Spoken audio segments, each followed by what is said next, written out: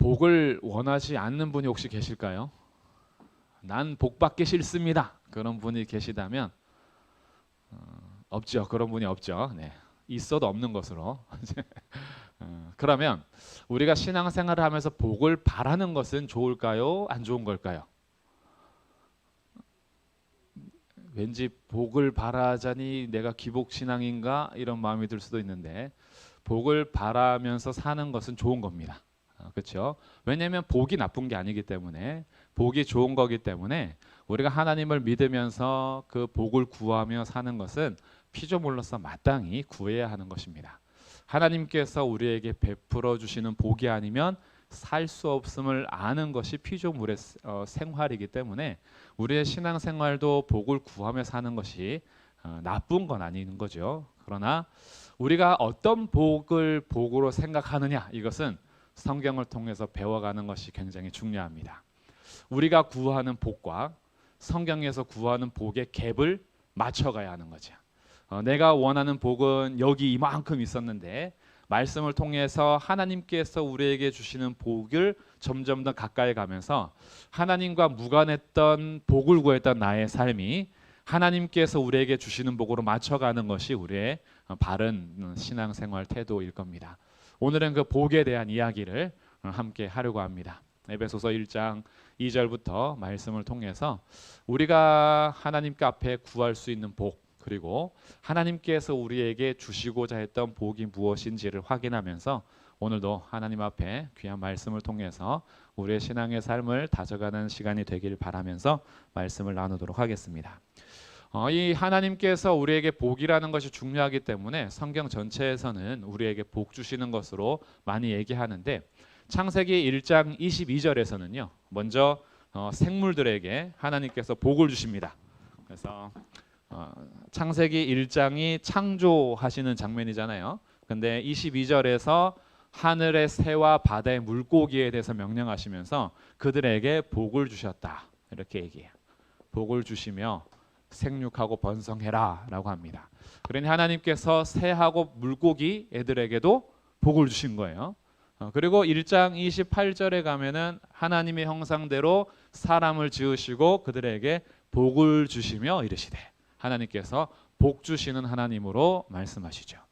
2장 1절부터 3절에 가면은 하나님께서 세상을 창조하시고 안식하실 때 일곱째 날을 복되게 하시며 이렇게 복 주시는 하나님이죠. 그 날을 또한 복되게 하셨다 그래요. 근데 이렇게 복을 주시는 하나님인데 인간이 창세기 3장에서 하나님의 복을 뻥 걷어차버리고 자기 스스로 복을 찾아서 가기 시작하면서 하나님께서 주시고자 하는 복이 아닌 타락된 복에 관해서 가는데, 그러면 하나님께서는 됐다, 더 이상 복 안 줄란다 그러시느냐? 그러지 않고요. 창세기 9장 1절에 가면 노아 홍수 이후에 노아 홍수로 인해서 노아 가족들과 방주에 탄 생물들만 살아남고 모두 심판하셨을 때 그때 이들이 나오는 장면이거든요. 근데 9장 1절에서 홍수가 끝나고 나서 복을 안 주실 것 같은데 하나님께서 노아와 그의 아들들, 그 남아있는 자녀들에게 복을 주시며, 이 말씀이 9장 1절에 기록이 돼요. 그리고 생육하고 번성하여서 계속 또 충만했습니다. 노아 이후에도 사람들이 충만해져 갔는데 이들이 하나님을 향해서 살기보다는 자기 이름을 내고 자기들의 성을 짓기 위해서 바벨, 이제 신할 땅에 모여서 탑을 건설하죠.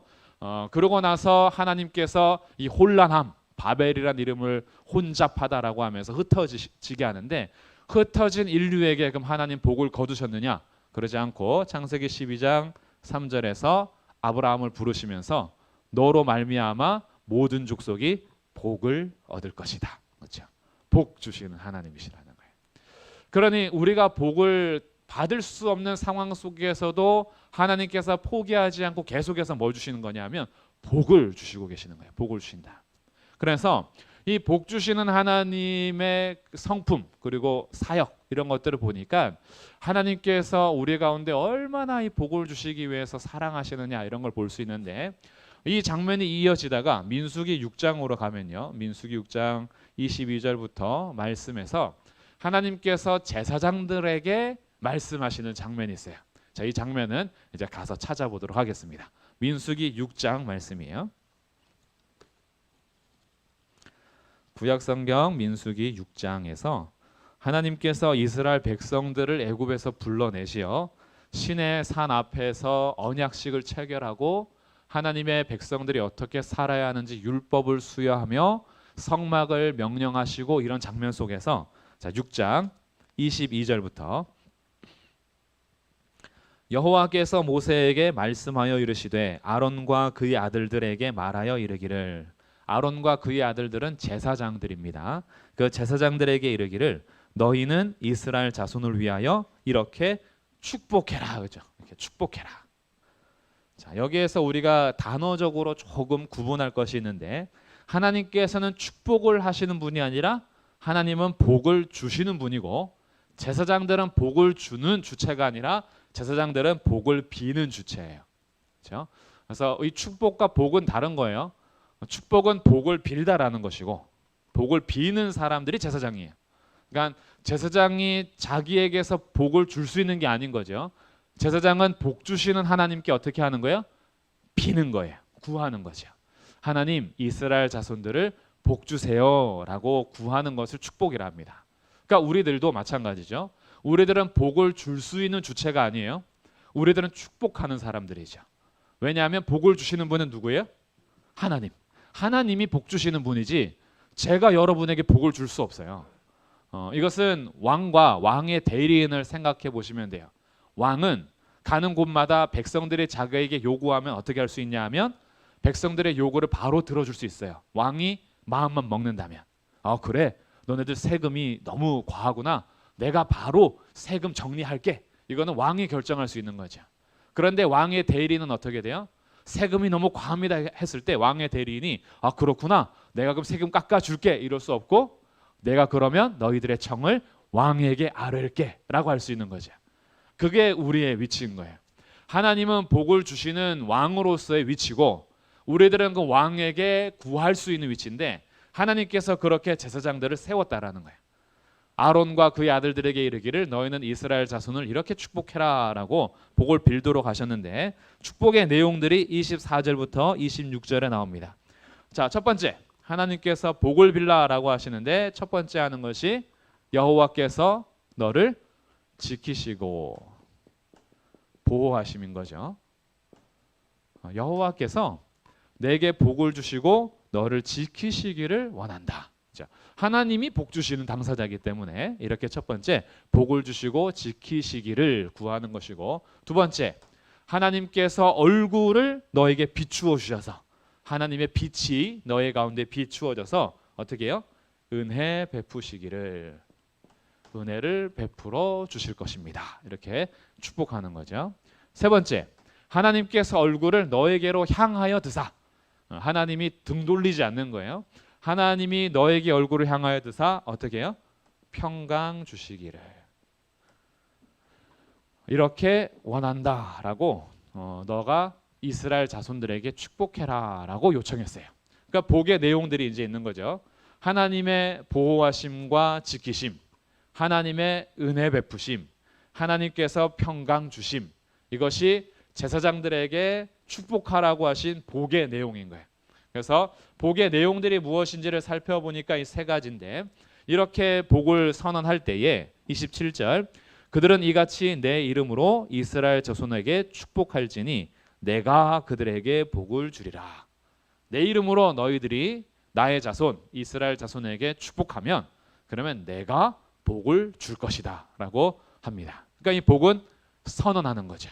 우리가 하나님께서 이 복을 주시기를 기도하고 백성들에게 선언하고 이런 내용들이 아론과 아론의 아들들인 제사장들에게 축복하라고 일러주신 내용인 겁니다. 이 이후에도 하나님께서요 계속해서 자기 백성들을 복 주시기 위하여 제사장들을 세우사 이 하나님의 보호하심과 은혜와 평강을 구하도록 제사장들이 계속 살게 하시죠. 그래서 성막에서 제사장과 레위인들이 성막 중심으로 동서남북으로 진을 치고 그 바깥으로 이스라엘 12지파가 진을 치면서 항상 레위인과 제사장들이 성막에서 하나님의 주시는 복으로 이 백성들에게 선언하고 또 복을 구하며 살 수 있게 하셨습니다. 그러니까 하나님께서는 복을 주시려고 하시는 분이다. 그렇죠? 그리고 우리들은 어떻게 해요? 복을 빌어주는 사람들이다. 그래서 하나님께서 복을 주시니 우리는 서로를 축복할 수 있는 그런 사람들이 바로 하나님의 백성들인 겁니다. 그러면 이것은 지금 하나님께서 너희가 내 이름으로 구하랬으니까 복을 주시는 분은 오직 하나님이신 거죠. 지금 여기에서는 여호와, 제사장들은 복을 빌어주는 사람들이고 복을 주시는 당사자는 하나님이에요. 그래서 내 이름으로 너희가 구하면 하나님이 복 주실 거야 라고 하는 겁니다. 근데 오늘 말씀에서요, 여기에서 플러스 되는 것이 있는 거예요. 자, 이 구약의 축복의 내용들과 복을 주실 수 있는 분이 누구인지를 우리가 인식한 채 오늘 본문 말씀인 에베소서 1장으로 다시 가보도록 하겠습니다. 자, 에베소서 1장 2절에서 이렇게 인사를 합니다. 하나님 우리 아버지와 주 예수 그리스도로부터 은혜와 평강이 너희에게 있을지어다. 자, 구약에서 제사장들에게 누구 이름으로 하라 했냐면 하나님 여호와의 이름으로 하라 했어요. 근데 신약에 와서 에베소서에서 바울이 수신자들, 에베소 교회 성도들과 신실한 자들에게 편지를 하는데 하나님 아버지와 누가 있어요? 주 예수 그리스도로부터. 그렇죠? 우리 복의 기원이 오직 하나님으로부터 오는데 이제는 하나님과 주 예수 그리스도로부터 뭐가 있어요? 은혜와 평강이 있을지어다. 그렇죠? 구약의 축복의 내용이 인사로 지금 하고 있다라는 것을 알게 돼요. 그러니 바울이 교회 편지를 쓸 때, 그리고 개인에게 편지를 쓸 때도요, 우리 성경에서 지금 확인하는 이 로마서, 고린도 전후서, 갈라디아서, 에베소서, 빌립보서 이렇게 쭉 성경이 있잖아요. 여기에서 대부분의 시작이 인사할 때에 이렇게 인사합니다. 하나님 아버지와 주 예수 그리스도로부터 은혜와 평강이 너희에게 있을지어다. 이렇게 인사를 해요. 그럼 이것은 바울이 왜 이렇게 인사했을까? 바울이 인사말이 없어서 우리 편지 쓸 때 어떻게 해요? 샬롬 이렇게, 아니면 안녕하세요 이렇게 인사하죠. 그럼 우리가 할 말이 없어서 나도 그러면 멋진 바울의 글을 인용해서 해야지 해서 하나님 아버지와 주 예수 그리스도로부터 은혜와 평강이 누구누구에게 있을지어다 이렇게 해놓고 다시 어색하니까 안녕하세요 오랜만이네요 이렇게 또 편지를 쓰죠. 그러니까 인사말 할 게 없어서 그 매번 반복하느냐? 그게 아니고 바울이 교회 편지를 쓰든 성도에게 편지를 쓰든 그가 빌 수 있는 최고의 복, 제사장들에게 이스라엘 자손을 축복하라고 하셨던 그 복의 내용을 가지고 인사를 했던 거예요. 그래서 하나님의 뜻으로 말미암아 그리스도 예수의 사도된 바울은 에베소에 있는 성도들과 그리스도 예수 안에 있는 신실한 자들에게 편지하노니 하나님 우리 아버지와 주 예수 그리스도로부터 은혜와 평강이 너희에게 있을지어다. 이 복을 빌어준 거예요. 복을 빌어주는 거. 그러니 이 교회에게 있어서 최고의 복, 성도들에게 있어서 최고의 복이 무엇이냐라고 바울이 성경에서 찾아낸 것을 딱 요약해 보니까 은혜와 평강인 거죠. 그래서 나중에 하나님의 복을 선포하는 시간을 뭘로 가지고 왔냐 하면 고린도 후서 13장 13절을 가져왔어요. 주 예수 그리스도의 은혜와 하나님 아버지의 사랑과 성령의 교통하심이 너희 무리에게 있을지어다. 이렇게 하는 복의 선언인 거죠. 그래서 이 복을 선언할 때에도 뭐가 있냐면 주 예수 그리스도의 은혜, 그 은혜 안에서 깨닫게 되는 하나님의 사랑, 그리고 그 은혜와 사랑 속에서 우리 가운데 말씀하시고 깨닫게 하시고 적용하시는 성령님의 교통하심이 너희에게 있을지어다 라고 하는 이 내용이 우리가 가진 최고의 복이라는 것을 알게 되는 거죠. 그래서 예배하는 성도들에게 이 복을 선언해 주는 겁니다. 우리가 원하는 복은 그런 게 아닐 수 있어요. 그런 거 말고요. 주 예수의 은혜, 하나님의 사랑, 평강 이런 거 말고 예배 딱 나갈 때 어떻게 해요? 이번 주에 통장에 1억이 있기를 원한다 이렇게 선언하거나, 아니면 무릎 아프신 분들 인공 무릎 관절 수술 안 해도 낫기를 원하노라 이렇게 하면 야 그게 좋지. 눈이 침침한 자들이여 안경을 안 써도 회복되기를 2.0으로 막 이렇게 하는 거, 이런 것들 우리 원하는 거죠. 이런 복을 원하는데, 그런데 예배 마지막에 예수 하나님께서 우리에게 축복하라고 복을 선언하게 하는 것이 은혜가 있는 은혜, 주 예수 그리스도의 은혜, 그렇죠? 하나님의 사랑, 성령님의 교통하심, 이것이 복을 선언하는 것으로 하고, 인사할 때에도 제사장들에게 축복하라고 하신 내용을 보니까 하나님의 지키심, 복을 주셔서 지키시고 보호하시는 것, 하나님께서 얼굴빛을 비추어 주시사 은혜 베풀어 주시기를, 하나님께서 얼굴을 내게로 향하여 드셔서 평강 주시기를, 이게 복의 선언이었던 거예요. 그러니 이 복이 이게 엄청난 건가 보다라는 것을 우리 먼저 알아야 돼요. 그리고 이 복에 대해서 바울이 편지를 쓰고 인사할 때 오늘 신약 성경에서도 하나님 아버지와 주 예수 그리스도로부터 은혜와 평강이 있기를 원한다라고 하니, 이거 우리가 알아야 될 진짜 큰 복인가 보다라는 것을 먼저 딱 잡아야 되는 거죠. 그런데 구약에서는 하나님 여호와 이름으로 축복하고 여호와 하나님께서 복을 주시겠다라고 약속한 은혜와 평강이 주 예수 그리스도로부터도 나온다라는 사실을 알게 되죠. 이것을 조금 더 풀어가는 것이 오늘 3절부터 14절까지 살펴보는 내용인데, 오늘은 다 자세하는 건 아니고 하나만 찾아볼게요. 하나님께서 우리에게 복 주시는데 조건이 있습니다. 자, 3절 보겠습니다. 찬송하리로다 하나님 곧 우리 주 예수 그리스도의 아버지께서, 성부 하나님께서 하늘에 속한 모든 신령한 복을 주시는데 어디에서 주신대요? 그리스도 안에서 주신대요. 이게 3절부터 14절에서 반복하는 조건이에요. 하나님께서 우리에게 복 주실 건데 누구 안에서 주실 거냐면 그리스도 안에서 주신대요. 4절 곧 창세전에 그리스도 안에서 우리를 택하셨대요. 그리고 5절에 보니까 그 기쁘신 뜻대로 우리를 예정하사 예수 그리스도로 말미암아, 예수 그리스도로 말미암아 자기의 아들들이 되게 하신 거예요. 그러니까 예수님 통해서 우리가 입양이 되는 거죠. 하나님 아버지라 부를 수 있게 되는 거예요. 6절 그가 사랑하시는 자 안에서, 이것도 그리스도예요. 그리스도 안에서 우리에게 거저 주신다. 7절 우리는 그리스도 안에서 그의 은혜의 풍성함을 따라 속량함을 받았다. 9절 그 뜻의 비밀을 우리에게 알리신 것이요 그의 기뻐하심을 따라 그리스도 안에서 때가 찬 경륜을 위하여 예정하신 것이다. 그리스도 안에서. 10절 하늘에 있는 것이나 땅에 있는 것이 다 그리스도 안에서.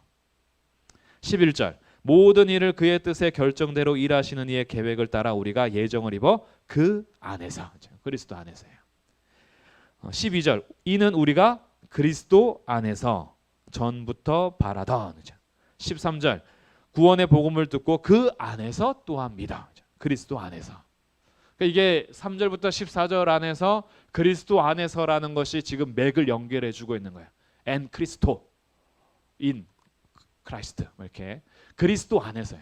그러니까 그리스도 안에서 우리 가운데 행하시는 복들이 있는 거예요. 그래서 하나님 아버지와 주 예수 그리스도로부터 우리에게 은혜와 평강이 있기를 원한다라고 할 때, 하나님 아버지께서 우리에게 복을 주시는 분인데 이제 복을 어디에서 주신다는 거예요? 예수 그리스도 안에서 주신다는 거예요. 예수 그리스도 안에서 우리에게 주시는데, 그러다 보니까 기원이 성부 하나님, 성자 하나님 두 분 다 우리의 복의 기원이 되시는 거예요. 우리는 하나님으로부터 복을 받아야 하는 사람들인데 이제는 그리스도 안에서 복을 누릴 수 있기 때문에 우리에게 복 주시는 분이 하나님 아버지와 주 예수 그리스도로부터 우리에게 은혜와 평강이 주어지기를 원하게 되는 거죠. 그렇다면 은혜와 평강의 복이 얼마나 크길래 이 은혜와 평강을 우리에게 말씀하시느냐? 이 은혜라는 것은요, 쉽게 말하면 거저 주시는 거죠. 거저 주시는 거예요. 그럼 거저 주실 때 우리들은 이 세상을 살아갈 때 거저 받는 것이 좀 의심스러워요. 제가 왜 나한테 공짜로 주지? 이렇게 하는 거죠. 그리고 우리도 누군가에게 거저 주는 것이 쉽지 않습니다. 주면은 자꾸 어떻게 해요? 바라는 것이 생겨요. 우리는 주는 게 있고 오는 게 있어야 되잖아요. 서로 주고 받아야죠. 그리고 그래야지만 관계가 형성이 돼요. 내가 계속 주는데 저기에서 아무 반응도 없고 계속 주는데 거기서 뭔가 오지 않으면 나중에 어떻게 해요? 안 줘. 됐어. 나도 그만. 이런 마음이 생기죠. 근데 또 나는 그한테 주는 게 없는데 계속 나한테 뭘 줘. 그러면은 편하지가 않아요. 아, 불편해. 나는 너한테 주는 게 없는데 왜 자꾸 나한테 주니? 난 너하고 관계를 연결하고 싶지 않은데 자꾸 주니까 부담되는 거죠. 그러니까 우리는 거저 주는 것이 익숙하지 않아요. 주고받는 것이 우리에게 편한 거죠. 근데 은혜라는 말 자체는 주고받는 게 아니에요. 거저 주는 거예요. 그럼 하나님께서 우리에게 은혜를 베푸신다는 것은 무슨 말이냐 하면 하나님 우리한테 뭔가 바라는 게 있어서 주시지 않는다라는 거예요. 이게 진짜 놀라운 겁니다. 하나님께서요, 은혜를 딱 베푸신 다음에 야, 내가 너한테 준 게 예수 아니냐? 너가 근데 그렇게 살면 돼? 라고 하는 것이 하나님께서 그걸 바라고 막 주신 그런 게 아니에요. 계산하신 게 아니에요. 하나님께서 우리에게 은혜를 주실 때요, 뭔가 받아내기 위해서 계산해서 주신 게 아닌 거예요. 무조건적으로 호의를 베푸시고 무조건적으로 주시는 것이 은혜인 겁니다. 뭔가 계산해서 바라고 그리고 앞으로 내가 너에게 은혜를 베풀면 너는 나에게 이런 것으로 갚아라라고 하는 게 아니에요. 은혜는요, 우리가 갚을 수 있는 게 아니에요. 하나님께서 우리에게 주시는 갚을 수 있는 게 아니에요. 그래서 거래가 안 되는 거예요. 하나님의 은혜를 입은 자가 이만큼 받았다라고 해서 내 평생 사는 동안에 이만큼의 은혜를 갚으면서 살아야지 라고 생각하면서 신앙생활 하신다면 사실은요, 할 수 없는 신앙생활을 하고 계신 거예요. 하나님의 은혜는 우리가 갚는 게 아니에요. 하나님의 은혜는 감사함으로 받아들이는 거예요. 하나님과 거래하는 것을 신앙생활로 생각하시면 안 됩니다. 우리의 신앙생활은 하나님께서 주신 것에 갚아가면서 사는 게 아니에요. 감사하면서 사는 거지. 이게 우리의 신앙생활인 거예요. 그래서 저는요, 우리 모든 성도들이 하나님 아버지와 주 예수 그리스도로부터 오는 은혜가 정말 넘치면 좋겠는데 그 은혜의 넘침에 대해서요, 갚으려고 신앙생활 하는 것이 아니라 감사함으로 주님 앞에 은혜를 누리시고 받아들이는 신앙생활 하기를 주님의 이름으로 축복합니다. 그게 아니면요, 날마다 내가 하는 일들이 갚는 일이 돼버리는, 갚는 거. 갚아서 봉사할 수 있는 게 아니에요. 우리의 헌신과 우리의 충성이 은혜를 갚기 위해서 하는 것이면 짐이 되는 거죠. 언제쯤 다 갚을 수 있을까? 그러면 다 갚으면 이제 안 하실 거예요? 주님, 제가 50년 정도 했으면 다 갚은 거 아닙니까? 내 평생 내 들여서 헌신했으면 그럼 은혜 갚은 거 아닙니까? 라고 한다면 이 거래한 거죠. 주님은 그런 거래를 바라지 않았어요. 조금만 더 생각해 보세요. 주님이요, 뭘 바라고 이 세상을 창조하셨겠어요? 우리한테 뭔가 얻어내기 위해서 그렇게 만들어내신 분이 아니죠. 하나님은요, 창조할 때부터 뭐가 목적이었냐면 하나님의 은혜를 드러내서 그냥 그 은혜를 감사하는 것이 피조물의 목적이었어요. 그 감사가 찬송인 거예요. 근데 우리는 찬송도 어떻게 해요? 일로 받아들여요. 오늘도 찬송해야 돼. 찬송으로 갚아야 돼. 뭐 이런 거죠. 찬송은 갚는 게 아니고 반응하는 거예요. 감사하는 거. 그래서 하나님께서 주신 은혜 그저 감사하는 거. 이런 거 주시다니요. 정말 감사합니다. 부모와 자녀에게서 사실 가장 잘 드러날 수 있는 게 은혜거든요.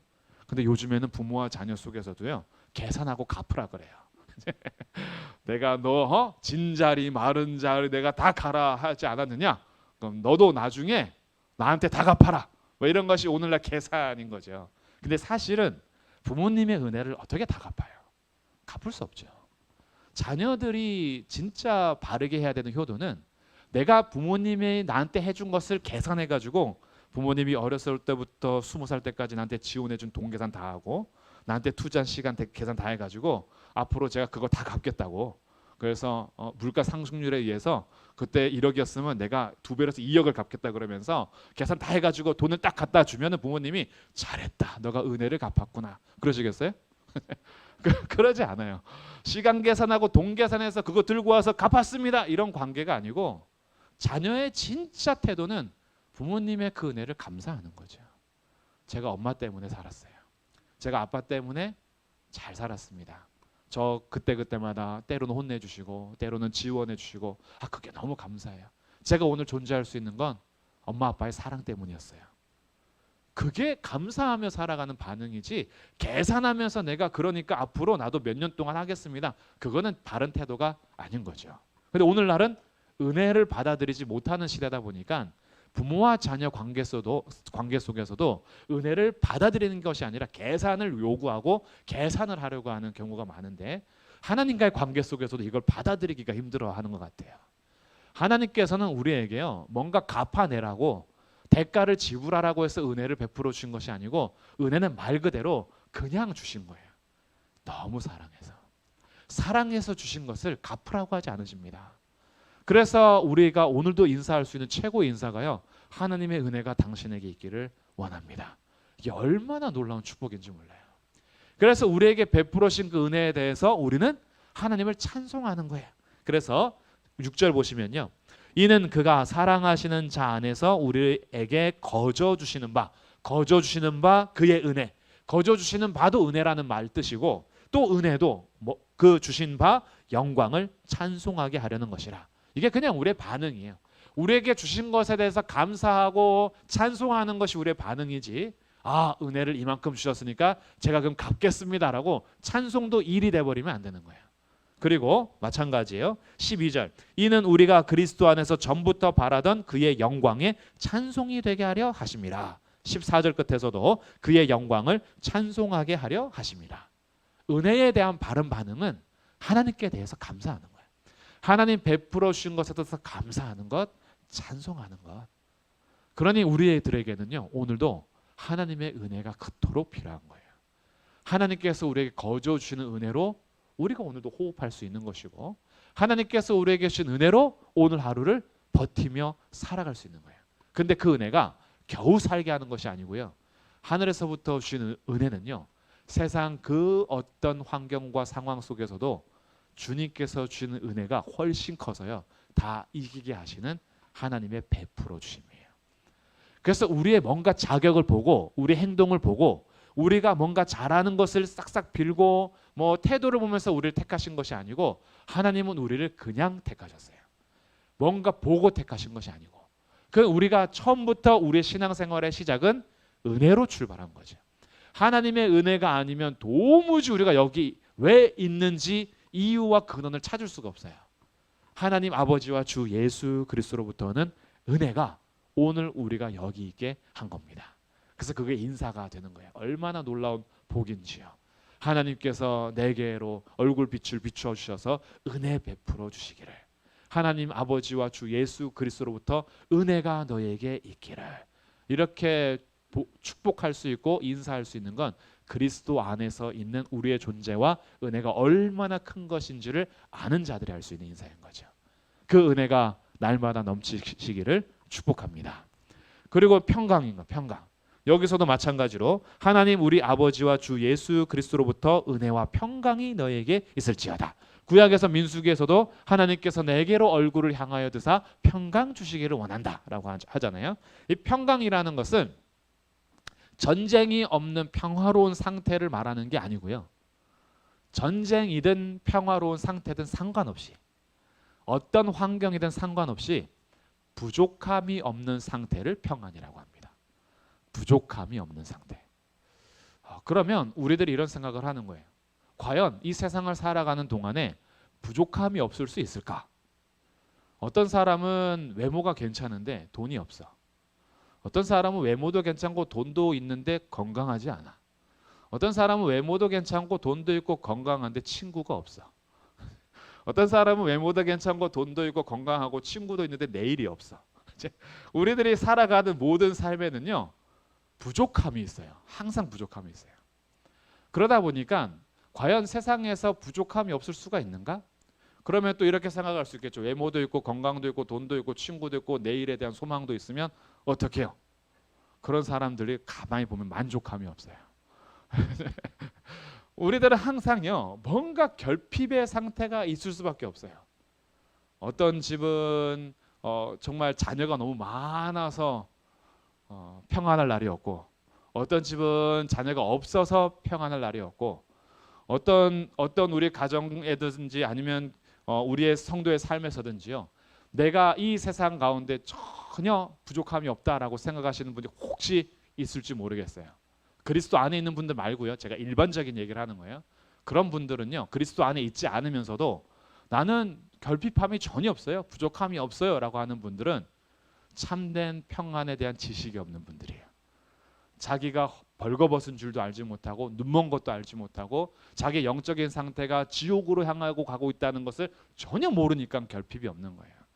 그러니 오늘날 만족할수록 어떻게 돼요? 하나님이 필요 없는 거죠.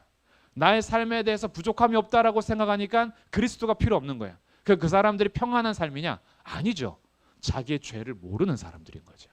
자기의 진짜 미래를 모르는 사람들이잖아요. 그러니까 이 세상에 있는 모든 삶에는요, 평안이 없습니다. 평안이 없어요, 세상에는. 근데 주님이 약속하신 것이 있어요. 이것도 우리 한번 찾아볼게요. 요한복음 14장 말씀입니다. 자, 요한복음 14장. 예수님께서 우리에게 약속하신 것은 그러면 뭐란 말인가? 요한복음 14장 27절. 우리 다 함께 읽어보겠습니다.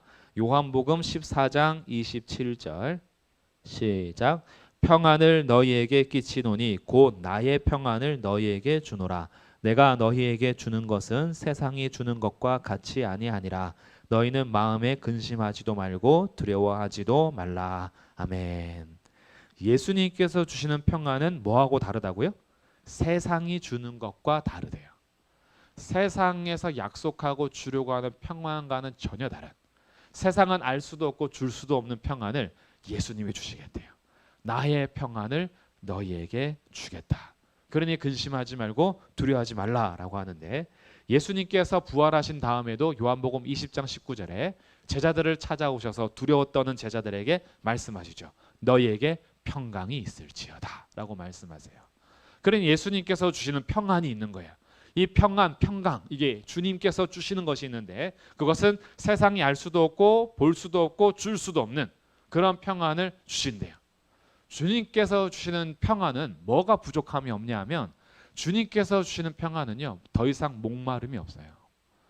세상에서 결핍으로 인해서 부족함을 느끼고 목마른 자들이 많은데, 예수님께로 오는 자들은요, 배에서부터 생수가 흘러 넘쳐 내게로 오는 자는 결코 줄이지도 않고 목마르지도 않을 것이다. 내가 주는 떡을 먹으면, 내 살을 먹고 내 피를 마시는 자, 그들에게는 영생이 약속되어 있어요. 죽음이 없죠. 더 이상 사망이 없는 영원한 생명을 우리에게 주시는 거예요. 그러니 예수 그리스도 안에 있는 자들은요, 세상에서 죽더라도 끝이 아니에요. 내일이 없는 삶이 아니죠. 건강이 없어도 괜찮아요. 우리의 끝은 거기가 아니에요. 우리의 끝은 영원한 생명이 있는 곳, 더 이상 사망도 애통도 고통도 죄도 없는 곳, 눈물도 없고 슬픔도 없는 곳, 그곳에서 주님께서 보장하신 것이, 약속되어 있는 것이 그리스도 안에 있는 자들인 거예요. 주님께서 이 평안을 주셨습니다. 세상이 줄 수 없는 거죠. 세상에서는 이 땅을 사는 동안에 돈 줄 수 있어요. 건강 줄 수 있어요. 여러 가지 의료품으로 인해서 우리의 생명을 연장시킬 수도 있어요. 그러나 이 세상에서는 우리에게 죄도 끊을 수 없고 슬픔도 끊을 수 없고 고통도 끊을 수 없고 죽음도 끊을 수가 없어요. 결국에는 우리가 부족한 상태라는 것을 알게 되는 것이 세상에서 주는 거예요. 그러나 주님이 주는 것은요, 세상에서 부족하고 연약하고 없이 살아도 우리에겐 참된 부요함이 있고 목마르지 않음이 있으며 영원한 생명이 있어요. 이 평안을 주님께서 주신답니다. 그리스도 안에 있는 자들이 부족함이 없는 거예요. 그러니까 시편 23편에서도 여호와는 나의 목자시니 어떻게 해요? 내가 부족함이 없으리로다. 평안한 상태인 거죠. 사망의 음침한 골짜기에 다닐지라도 주님이 계시니까. 그래서 이 은혜와 평강은 1번하고 연결되는 거예요. 우리에게 복을 주시며 지키시기를 원하는 그 복의 선언이 주님께서 보호하시고 지키신 가운데 우리에게 은혜와 평강을 주시는 거죠. 주님 안에 있다라는 것이 얼마나 귀한 것인가. 그래서 하나님 아버지와 주 예수 그리스도로부터 너희에게 은혜와 평강이 있기를 축복했고 하면서 인사하는 것이 이 에베소서 1장 2절의 말씀이었습니다. 그러니 이제요, 그리스도 안에서 우리에게 베풀어 주시는 이 놀라운 복들, 이제 다음 주부터 또 하나씩 확인하고요. 그리스도 안에서 주시는 이것이 이제 그리스도께서 주체가 되셔서 아브라함의 자손이시요, 또한 참 대제사장이시며 참 하나님이신 우리 예수님께서 이제 그 안에서 우리에게 복을 주시면서 우리를 이끌어 가시는데 얼마나 놀라운 복들을 주시느냐 말이죠. 그래서 우리들이 오늘 이 말씀을 생각하면서 적용하실 때, 저는 우리 교회 성도님들이 우리의 입술이요, 우리의 마음이 다른 사람을 향해서 축복하는 마음과 입술이 되면 좋겠습니다. 오늘날 특별히 더 필요할 때예요. 우리가 서로를 축복하는 공동체로 세워주신 것이지 서로 비난하고 정죄하고 흠잡고 약점 찾아내라고 하신 것이 공동체가 아닌 거예요. 우리는 어느 정도냐면요, 제사장들에게 축복하라고 주신 것들을 함께 빌어줄 수 있는, 복 주시는 분은 누구예요? 하나님이시니까. 복 주시는 분은 예수 그리스도시니까 우리들은 이제 하나님 아버지와 주 예수 그리스도로부터 오는 복을 서로에게 축복하며 빌어줄 수 있다. 복을 빌어줄 수 있는 거, 축복할 수 있는 거죠. 그러니 가정에서도 서로 축복의 대상들이 되어야지 서로 비난하지 마시고요. 우리 교회 안에서 형제들이 서로 축복하는 삶이 되어야지 우리가 서로 정죄하지 말고, 우리가 이 복을 빌 때에 주님께서 어떻게 해요? 내 이름으로 구하는 복 내가 줄게. 그래서 우리가 서로 선언하고 기도하고 축복하기를 주님께서 세워주셔서 서로 형제와 형제들이 마음을 같이하여서 예수 그리스도의 이름으로 함께 기도하고 축복하기를 원하셨던 겁니다. 그래서 이것도 훈련과 연습이 필요한 것 같아요. 세상에서는요, 지적하고 문제점을 찾아내고 비난하고 그 사람의 약점을 건드려서 문제점을 얘기하는 것이 똑똑하다라고 하고, 그 문제점에 대해서 이제 문제를 진단하고 해결해 가는 것이 세상에서 요구하는 거죠. 그것도 필요합니다. 문제가 있으면 해결해야 되고 찾아내야 되니까. 근데 이것이 대상들이 사람이 돼가지고 우리가 서로 이 사람을 다스리기 위하여 약점을 잡아내고 사람을 내가 지배하기 위해서 항상 그 문제점들을 찾아내서 얘기하면서 억누르는 것이 우리의 관계가 아니다라는 거야. 우리는 하나님께서 우리에게 거저 주시는 은혜가 있는 삶이라는 것을 안다면 우리가 서로에게 어떻게 할 수 있어요? 하나님이 너에게 은혜 베푸시기를 원한다. 가끔 이런 생각을 합니다. 교회 계속해서 봉사자들이 사라지고 충성하며 열심히 있는 사람들이 사라질 때 그때에 우리의 마음에서 어떤 마음이 들어요? 저거는 일도 안 하냐 이런 생각이 들 때가 있어요. 죄송합니다. 저건이라 그래서 쟤는 어떻게 일을 안 해? 지금까지 베풀으신 은혜가 이렇게도 큰데 일을 안 하냐라고 하면서 일 안 하는 것 때문에 내 마음에 상처가 될 때도 있고요. 일 안 하는 그에 대해서 우리가 비난할 때도 있어요. 그럼 이제 일 안 하는 사람이 나중에 교회 가니까 자꾸 일하라 그래. 모르겠어. 부담스러워서 이제 교회 못 다니겠어. 라고 떠난다 그러면, 자, 그럼 일 시키는 게 좋으시겠어요? 일 안 해도 되니까 여기 있어라가 좋으시겠어요? 물론 일하면서 여기 있는 게 제일 좋아요. 제일 좋은데 지금 우리가 무슨 생각을 놓치면 안 되냐면, 교회는요 뭔가 바라고 그 사람한테 뜯어내기 위해서 복음 전한 게 아니었어요. 교회는 하나님의 은혜를 선포하고 하나님의 은혜 베풀어 주심에 대해서 우리가 같이 전했던 것이 결국 그 사람 불러내서 너 이제 헌금도 해야 되고 너 봉사도 해야 되고 이것도 해야 되고 저것도 하는 것을 계산해서 그 사람 전도한 거 아니잖아요. 그러니까 우리들이 항상 처음 마음으로 설 때에 혹시 일 안 하는 사람이 있어도 우리는 이렇게 축복할 줄 알아야 돼요. 하나님 아버지와 주 예수 그리스도로부터 은혜가 너에게 넘치기를 원한다. 이게 진심의 마음이 되어야 돼요. 그리고 일하는 분들은요 그 은혜에 대해서 그냥 감사함으로 하는 거지 갚아가는 게 아니라 그랬잖아요. 그러니까 저는 일하시는 분들에게 또 어떻게 인사해야 돼요? 하나님께서 그 갚으심을 받기를 원합니다. 이게 아니고 일하시는 분들이 열심히 일하고 정말 충성하고 내 힘을 다하여서 교회를 위해서 수고하는 분들에게 어떻게 해요? 하나님 아버지와 주 예수 그리스도로부터 은혜가 넘치기를 원합니다. 이게 우리 인사인 거죠. 그리고 인간의 마음은 사실 그런 게 있어요.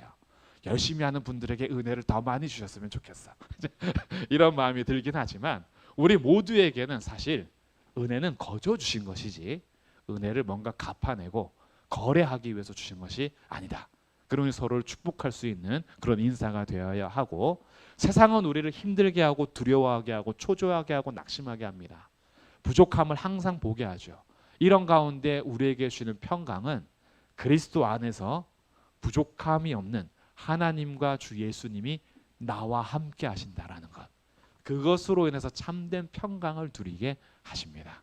그것이 이렇게 어렵고 힘든 시기 속에서 우리가 서로 축복하는 인사가 되어야겠죠. 너희의 삶에 어려움이 있고 힘듦이 여전히 있지만 환경적으로는 우리를 계속 억누르게 하고 두려워하는 일들이 생기지만 그러나 하나님 아버지와 주 예수 그리스도로부터 평강이 넘치기를 원한다. 이렇게 축복할 수 있다면 주님께서 우리의 그 축복을 듣고 복 주시는 하나님께서, 복 주시는 예수님께서 우리의 비는 말을 탁 들으시고 그래, 내가 너희 교회에, 내가 너네 가정에, 내가 너희 자녀들에게, 내가 너희의 정말 삶 속에서 그 복이 이어가도록 내가 복 줄게 라고 하십니다. 그리고 우리들은 그 복을 받아 누리면서 하나님 앞에 찬송하고 감사하게 되는 거죠. 이런 놀라운 하나님의 은혜와 평강이 우리 모든 성도님들 가운데 가득하기를 주님의 이름으로 축복합니다. 아멘.